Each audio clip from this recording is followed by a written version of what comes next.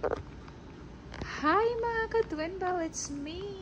Ayan, nandito tayo ngayon sa storage namin. Ang kalat ng storage namin mga ka-Twinbell. Look at that! So, kumuha kami ng mga gamit para sa shop. Ayan yung kinuha ko. Aceton, mga kailanganin sa shop. At ito naman yung sa hubby ko na mga gamit sa swimming pool niya na business dati. Ayan, ang dami, diba? Oh. Ang kalat talaga ng aming storage. Ayan. Huwag na tingnan. O, diba? Itur ko lang kayo, diba?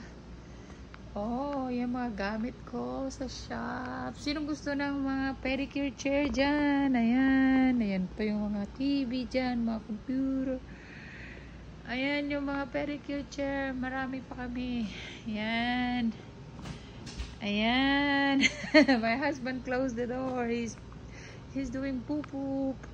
Ayan yung mga gamit namin. Ayan. Oh, ayan. Mga kailanganin namin doon. Oh. Sinong gusto ng mga table? Pedicure table right there. Manicure table. And yan, andyan. Oh, yung pedicure chair namin. Oh, ayan. Nakatihaya lang. Sinong gustong mag-business ng pedicure, ng salon? Ayan yung lamesa. Manicure table. Short update lang tayo sa makalat namin storage. Oh, mahal kaya nito. $700 ang $700 ang upa na to. Ayan ang kalat namin, di ba? Oh. Ayan, mga gamit. Pero, ayan, nilagay lang namin dito. Tinapon na lang dyan. Kailangan pa namin yan. Ayan, manicure table nandyan. So, ito yung mga gamit ni husband para sa, ano niya, sa swimming pool business niya. Pero sinarado niya na rin yung business niya na yun. Bumalik na siya sa offshore. Ayan, yung mga lights. Andyan siya sa loob. Nag-e-ebs. Ayan. See? Kami lang dalawa. So, ito yung hideout namin. Ito yung kumbaga hotel namin. Joke. Pwede kami mag-jojo dito. Kaso lang, di pwede ngayon. Dahil umiiyak ang aking. Dahil ma-regs ako. Ma-regs. So, ayan. Oh. Ang dilim-dilim. Oh, yan. Dito kami. Oh, diba? Sexy ng car ko. Ayan. Ayan, dali. Oh, diba? Charara! Ang laki nito.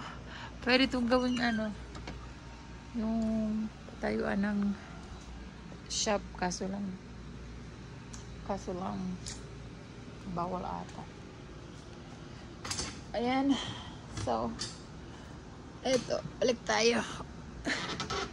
Relax lang muna kami. Kasi dumaan nga kami dito para bukas hindi na ako dadaan dito kasi magsisimba at papasok ulit. So, dumaan na kami ngayon. Kasi galing kami sa labas. Kumain kami sa Mexican restaurant. Okay, mga ka-Twinbell, short update lang tayo, ha. Yan na, ang aming storage. Tinor ko lang kayo. Ang kalat, diba? Kasi wala talaga kaming time mag-ayos. At saka wala akong pakialam, no? At least, nagbabayad naman kami dito, eh. So, okay lang. Sa amin naman to lahat, eh. Solo. So, kahit anong gawin namin dito, okay lang. No basher, okay? Thank you. Have a good evening, everyone. Thank you. Bye.